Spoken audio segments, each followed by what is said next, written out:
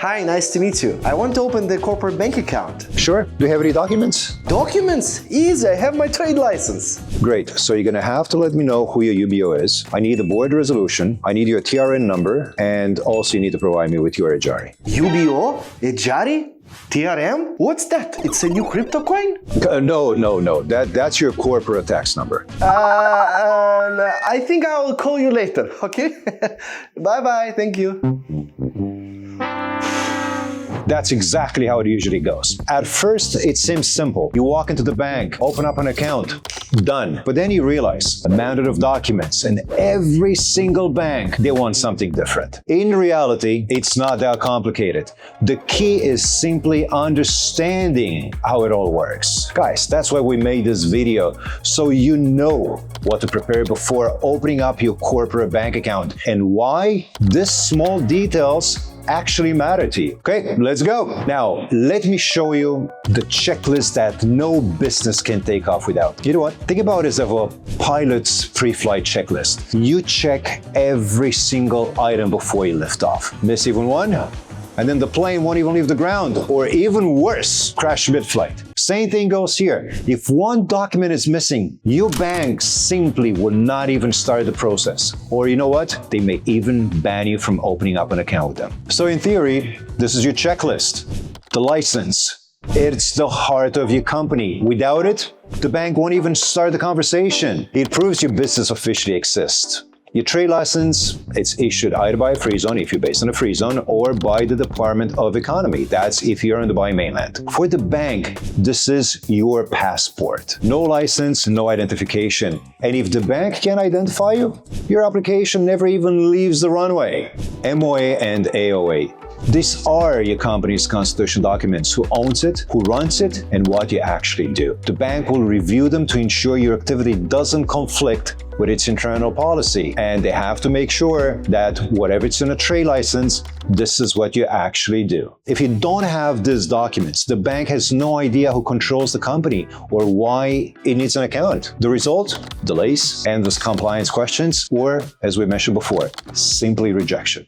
UBO. The ultimate beneficiary owner. In legal terms for us lawyers, the UBO, it's a natural person who ultimately owns or controls 25% or more of a legal entity's shares of voting rights, either directly or indirectly. In other words, the real person behind the business who gets the profit. According to the local legislation, the bank is legally required to know who controls the money. And this is not just the bank's requirement. This is a central bank requirement. The board resolution to open up an account. This is the document that officially gives you permission to open up an account on behalf of the company. Without it, the bank won't even process your request.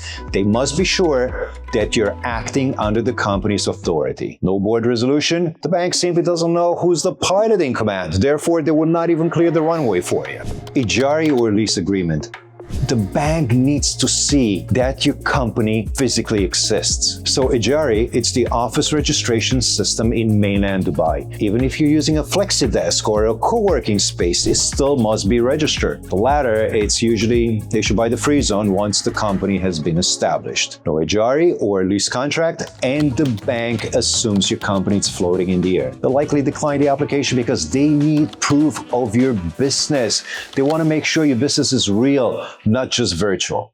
We have been assembling the complete KYC packages for our clients for 3 years now. During that time, we've helped over 400 different people to open their companies in Dubai, obtain residency, golden visas, buying properties, and more. So yeah, they successfully set up their businesses. We have hundreds of success stories and happy clients. So we can help you to pass your bank's KYC and open a corporate bank account fast and stress-free. It's absolutely no problem for us. We can handle all the licenses and MOA. Fill out the UBO registry, prepare the resolutions, verify Ejari, and submit those entire package to the bank. And we will do it in proper way, so bank will no longer have any questions for you. Results? Less bureaucracy, fewer compliance emails, and you will get your IBAN very fast. So a lot of people, they're saying, why are the banks asking so many questions? The banks aren't aren't being picky. They are protecting both you